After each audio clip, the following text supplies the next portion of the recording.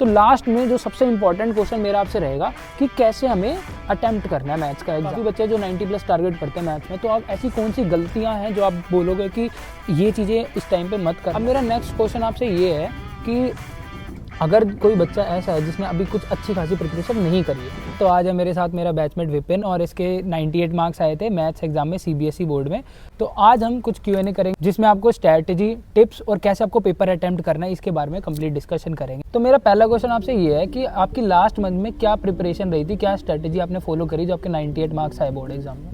भाई मेरी स्ट्रैटेजी बिल्कुल क्लियर थी स्टार्टिंग से लेके एंड तक कि मेरे बेसिक्स तो क्लियर थे ही बिल्कुल। बस लास्ट मंथ है मैंने सिर्फ NCERT एग्जाम्पल्स और क्वेश्चंस की प्रिपरेशन करी है। तो मैंने मोस्टली क्वेश्चन उठाए थे मिसलेनियस से, क्योंकि उन क्वेश्चंस के अंदर हमारे हर टाइप के क्वेश्चन काउंट हो जाते हैं और उसमें क्रॉस क्वेश्चंस भी हो जाते हैं। जैसे आप एक चैप्टर लो 3D, उसके अंदर लाइन्स भी हैं, प्लेन्स भी हैं, लेकिन अगर आप मिसलेनियस करोगे ना तो आपको लाइंस और क्वेश्चंस का कंबाइन क्वेश्चन दिख जाएगा, जिससे मेरी लाइंस की प्रिपरेशन भी हो जाएगी और प्लेन्स की प्रिपरेशन भी हो जाएगी। अब तो खाली लाइंस ही चैप्टर रह गया तो और आसान पड़ गया, प्लेन तो है नहीं। तो मिसलेनियस में भी जो प्रैक्टिस करने है वो लाइंस के ही क्वेश्चंस के प्रैक्टिस करने होंगे। हाँ, अगर उसमें भी अगर हम लाइंस के प्रैक्टिस लाइंस बचाए, जैसे आपने बोला कि अगर हम लाइंस की प्रैक्टिस करेंगे तो उससे ये बेनिफिशियल हो जाएगा कि हमें जो पहले की एक्सरसाइज है वो नहीं करनी पड़ेगी, जिससे हमारा टाइम सेव होएगा। और मतलब कितना टाइम इस टाइम पे, 1 महीने पहले हमें कितना मैथ्स को टाइम देना चाहिए कि हमारे अच्छा स्कोर बने? हर बंदा हर सब्जेक्ट की तैयारी में लगा रहता है, तो हर चीज़ में हम सबसे पहले क्या करते हैं, जैसे केमिस्ट्री है, फिजिक्स है, अब किसी के पास बायो भी होती है, मैथ्स भी होती है। तो केमिस्ट्री फिजिक्स में हम पढ़ते हैं, याद करते हैं, लेकिन मैथ्स हमारा ऐसा सब्जेक्ट है जिसके अंदर हम लिख के प्रैक्टिस करते रहते हैं, जिसमें हमें ज़्यादा कुछ याद करने की जरूरत नहीं होती, हमें कंसेप्ट होता है तो हम उसमें लिखते रहते हैं। तो जब हम केमिस्ट्री फिजिक्स इनसे पढ़ के थक चुके होते हैं, मैं उस टाइम पे मैथ्स उठाता था कि मेरा 1-2 घंटे का रेस्ट भी हो जाता था और मेरी प्रिपरेशन भी होती रहती थी। मोस्टली मैं 3 to 4 आवर्स ही देता था एक दिन में मैथ्स को। तो जैसा कि विपिन ने बताया 3 to 4 आवर्स तो आपको मिनिमम देने ही है लास्ट मंथ जो आपका बचा हुआ है। और जो टाइम कौन सा आप प्रेफर करते थे, मॉर्निंग, इवनिंग या फिर नाइट? मेरा टाइम होता था अर्ली मॉर्निंग का, जैसे 3 to 5 AM I prefer mostly. अच्छा, तो जैसे कि विपिन ने बताया तो जो है मॉर्निंग का, अर्ली मॉर्निंग का रहता था, क्योंकि यार जैसे कि हमारे पास फिजिक्स केमिस्ट्री भी होता है तो उसको हम रात में टाइम देते हैं और मैथ्स एक ऐसा सब्जेक्ट है फोकस मांगता है। तो जितना कोशिश हो आप मॉर्निंग में, अर्ली मॉर्निंग, ये नहीं कह रहा मैं 4 बजे उठ जाओ, 5 बजे उठ जाओ, 6 से बाद आप अगर मैथ्स को प्रैक्टिस करते हो तो फोकस भी आपका काफ़ी रहता है और उसको 3 to 4 आवर्स आपको प्रैक्टिस करने में भी हेल्प होती है। अब मेरा नेक्स्ट क्वेश्चन आपसे ये है कि अगर कोई बच्चा ऐसा है जिसने अभी कुछ अच्छी खासी प्रिपरेशन नहीं करी है, तो उसको आप कौन से ऐसे चैप्टर से सजेस्ट करना चाहोगे जिनसे उनके अच्छा खासा स्कोर बन सकता है, जिन्होंने अभी तक कुछ अच्छी खासी प्रिपरेशन नहीं करी है? या कोई ऐसा यूट्यूब चैनल हो जिससे आपने प्रिपरेशन करी हो तो प्लीज़ वो शेयर करो। रिलेशन एंड फंक्शन, उसके अंदर सिंपल एक टाइप का क्वेश्चन आता है कि इसमें रिफ्लेक्सिव, सिमेट्रिक और ट्रांजिटिव प्रूफ करना है।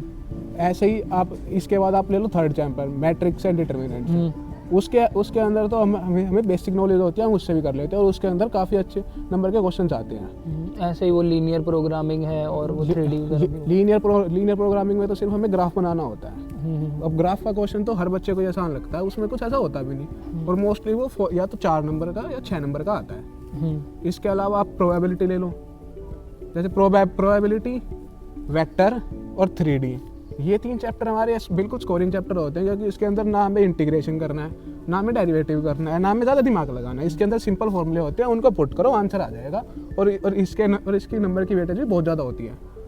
तो जैसे कि विपिन ने बताया कि अभी तक आपने कुछ अच्छी खासी प्रिपरेशन नहीं करी है तो ये 6 चैप्टर आपके काफ़ी काम आने वाले। इसमें कोई कैलकुलस नहीं लगता, relation and function, probability, linear progression, vector, 3D और 6th आपका मैट्रिक्स एंड डिटर्मिनेंट। अगर ये 6 चैप्टर भी आप अच्छे से कर ले तो बहुत अच्छा आपका स्कोर बन सकता है। तो मेरा आपसे सवाल ये है कि कौन सी बुक है जो बच्चों को इस टाइम पे पढ़नी चाहिए, क्योंकि जैसे अब लीनियर प्रोग्रामिंग है, वेक्टर है, उसके काफ़ी क्वेश्चंस होते हैं, तो कौन से ऐसे मोस्ट प्रोबेबल क्वेश्चंस हैं जो बच्चे बुक से कर सकते हैं, और प्रीवियस ईयर्स वगैरह से अगर आपका क्या सजेशन रहेगा? देखो हर्ष भाई, मेरा सिंपल फंडा यही है कि आप NCERT उठाओ, क्योंकि मोस्टली क्वेश्चंस NCERT में से ही आते हैं। ऐसा भी होता है कि वो डिजिट तक सेम आ जाएगी क्वेश्चंस की, NCERT क्वेश्चंस, एग्जांपल्स और प्रीवियस ईयर क्वेश्चंस, क्योंकि प्रीवियस ईयर क्वेश्चंस तो बोर्ड में बहुत इंपॉर्टेंट होते ही हैं। हाँ, तो और वो जो एक्सरसाइज भी जैसे कईयों में काफ़ी ज़्यादा होती है, तो मिसलेनियस से क्वेश्चंस आने के क्या मतलब प्रोबेबिलिटी रहती है? मिसलेनियस से बहुत ज़्यादा प्रोबेबिलिटी रहती है हमारे क्वेश्चंस आने की, क्योंकि उसके अंदर हर चीज़ मिक्स हो जाती है ना। कि आप जैसे अपने एक एक्सरसाइज उठाई, उसके अंदर आपको पता है कि मैंने इस टाइप के एग्जाम्पल करे तो इस टाइप के क्वेश्चन मिलेंगे। लेकिन मिसलेनियस में ये होता है कि सारा कंबाइन हो जाता है, तो हमें खुद से दिमाग लगाना पड़ता है कि इसमें ये होना है, इसमें ये होना है, तो इसलिए मिसलेनियस बेस्ट होती है।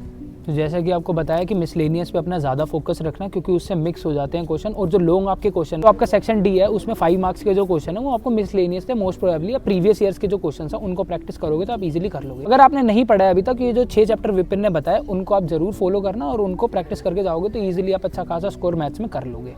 अब ये तो हो गई जिनको पासिंग मार्क्स लाने हैं। कुछ बच्चे हैं जो 90+ टारगेट करते हैं, काफ़ी बच्चे हैं जो 90+ टारगेट करते हैं मैथ्स में। तो आप ऐसी कौन सी गलतियाँ हैं जो आप बोलोगे कि ये चीज़ें इस टाइम पे मत करना वरना गड़बड़ हो जाती है? ऐसा भी होता है कि पूरे साल जो बच्चा पढ़ता है उसके बोर्ड एग्जाम में अच्छे मार्क्स नहीं आ पाते, तो ऐसा कौन सी गलती है जो आप बोलोगे कि अवॉइड करो? इसमें सबसे पहली गलती तो ये होती है कि जैसे हमारा इंटीग्रेशन चैप्टर है, वो बहुत बड़ा चैप्टर है, पर उसके अंदर से क्वेश्चंस आते हैं बहुत कम, कि मैक्स टू मैक्स आपके 5 to 6 नंबर के क्वेश्चन आ जाएंगे। उसके अंदर भी या तो आपका 2 नंबर का क्वेश्चन आ जाएगा या 3 नंबर का आ जाएगा, मैक्स टू मैक्स ये होता है। तो उसको अब बस आप उसमें कंसेप्ट समझो और जो अप्लाई करना है वो उससे नेक्स्ट चैप्टर होता है हमारा एप्लीकेशन ऑफ डेरिवेटिव्स और डिफरेंशियल इक्वेशंस, वो कंसेप्ट आप उनमें यूज़ करोगे क्योंकि उनसे आते हैं ज़्यादा नंबर के क्वेश्चन। उसी चीज़ सबसे मेन है कि हमें ओवर कॉन्फिडेंस में नहीं आता कि ये तो हमें आता है तो हम इसकी प्रिपरेशन क्यों करें या हम इसकी प्रैक्टिस क्यों करें।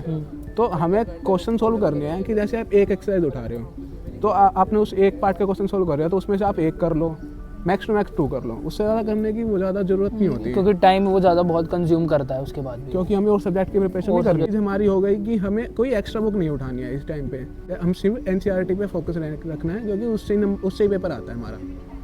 तो जैसा कि विपिन ने बताया कि कई बच्चे ओवर स्मार्ट बनते हैं ऐसे टाइम पे, जो अब बहुत बड़ी गलती हो जाती है, पूरा आने के बाद भी पेपर ख़राब हो जाता है। तो इन चीज़ों का ध्यान रखना है आपको कि ओवर स्मार्ट नहीं बनना है। कोई अगर एक टाइप का क्वेश्चन है तो उस एक टाइप को कर लो, यूँ नहीं सारे क्वेश्चन आप कर रहे हो। और ये भी है कि आपको प्रॉपर टाइम देना है मैथ्स को, जैसे कि आप और सब्जेक्ट्स को दे रहे हो, यूँ नहीं कि मेरे को मैथ्स तो आती है कर लेंगे, लेकिन ये सबसे बड़ी गलती हो जाती है। तो मैथ्स प्रैक्टिस मांगता है और कॉन्स्टेंट प्रैक्टिस मांगता है, तो इस चीज़ का आपने बड़ा ध्यान रखना है। तो लास्ट में जो सबसे इंपॉर्टेंट क्वेश्चन मेरा आपसे रहेगा कि कैसे हमें अटैम्प्ट करना है मैथ्स का एग्ज़ाम, क्योंकि कई बच्चे को सारा आता है लेकिन पेपर अटेम्प्टेशन में वो गलती कर देते हैं, जिसका एग्जाम्पल आपके सामने बैठा है। तो आप बताओ कि कैसे आपने अटेम्प्ट किया था कि आपके 98 मार्क्स हैं और क्या आप सजेस्ट करना चाहोगे बच्चों? इसका तो सबसे बेसिक रूल यही है कि हमें लॉन्ग क्वेश्चन सबसे पहले प्रेफर करने चाहिए, क्योंकि उसके अंदर हमें स्टेप मार्किंग मिलती है कि जिससे अगर हमारा आंसर गलत भी हो तो हमें वहाँ से स्कोरिंग करने का मौका मिल जाएगा।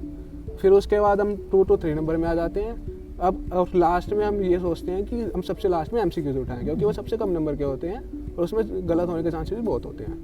तो जैसा कि विपिन ने बताया कि बहुत बच्चे ऐसे करते हैं जो कि पेपर पूरा आता है तो बिल्कुल स्टार्टिंग से लग जाते हैं। तो एमसीक्यूज से नहीं स्टार्ट करना, 1 नंबर है यार, लास्ट में कर लेना उसको अटैम्प्ट। लॉन्ग क्वेश्चन से स्टार्ट करना, उसकी स्टेप की मार्किंग होती है। बेशक आपका आंसर गलत आ रहा है, स्टेप की मार्किंग मिलेगी, क्यों, जैसे आपको विपिन ने बताया। अब एक चीज़ बहुत बच्चे मेरे से पूछते हैं कि भैया केस स्टडी के जो क्वेश्चन है उनको कैसे अटैम्प्ट करना है या उनके लिए कैसे प्रिपरेशन करें? तो इसके अंदर सबसे बेसिक रूल हमारा यही है कि जो हमें 15 मिनट मिलती है रीड करने की, तो उसके अंदर हम उस केस स्टडी को बिल्कुल ध्यान से रीड करें और पेंसिल साइड में लिख लें कि इस चैप्टर का और इस कंसेप्ट का क्वेश्चन है। इसमें दूसरा मेन पॉइंट यही है कि आपको मोटा मोटा ये पता रहता है कि आप इस चैप्टर से क्वेश्चन आएगा, जैसे प्रोबेबिलिटी से आ सकता है, एप्लीकेशन ऑफ इंटीग्रल्स या डेरिवेटिव से एक क्वेश्चन आ सकता है। आप ज़्यादा से ज़्यादा तो 3D से क्वेश्चन आ सकता है। इसके अंदर तीसरी चीज़ हमारी यही होगी कि हमें तो पता नहीं, क्योंकि एनसीईआरटी में तो केस स्टडी होती नहीं है, तो इसके लिए हम PYQ सोल्व करते हैं सिर्फ केस स्टडी के लिए, जिससे हमें आइडिया हो जाए कि कैसे केस स्टडी सोल्व करी जाती है। तो जैसा कि आपको 3 पॉइंट्स विपिन ने बताया कि केस स्टडी के लिए यार प्रीवियस ईयर्स को बहुत अच्छे से फॉलो करना, क्योंकि वहाँ से आपको आइडिया लग जाता है कि हाँ यार मेजर इन्हीं चैप्टर से क्वेश्चन पूछे जाते हैं, और आप अगर उनको कर लोगे तो ईजिली आप उनको टैकल कर सकते हो। तो ये थी यार कंप्लीट, आपको कैसे अटैम्प्ट करना है, क्या चीज़ आपको फॉलो करनी है, किस टाइम आपको पढ़ना है, सारी चीज़ विपिन ने आपको बताई। तो होप यार आपको ये वीडियो इन्फॉर्मेटिव लगी होगी। केमिस्ट्री की मैं ऑलरेडी डाल चुका हूँ और फिजिक्स की भी लाइंड अप है, वो भी आपको आने वाले टाइम में देखने को मिलेगी। अगर आप और किसी सब्जेक्ट की चाहते हैं कि भाई आपको टॉपर से स्ट्रेटेजी मिल जाए तो मेरे को कॉमेंट सेक्शन में जरूर बताना। तब तक के लिए ऑल द वेरी बेस्ट।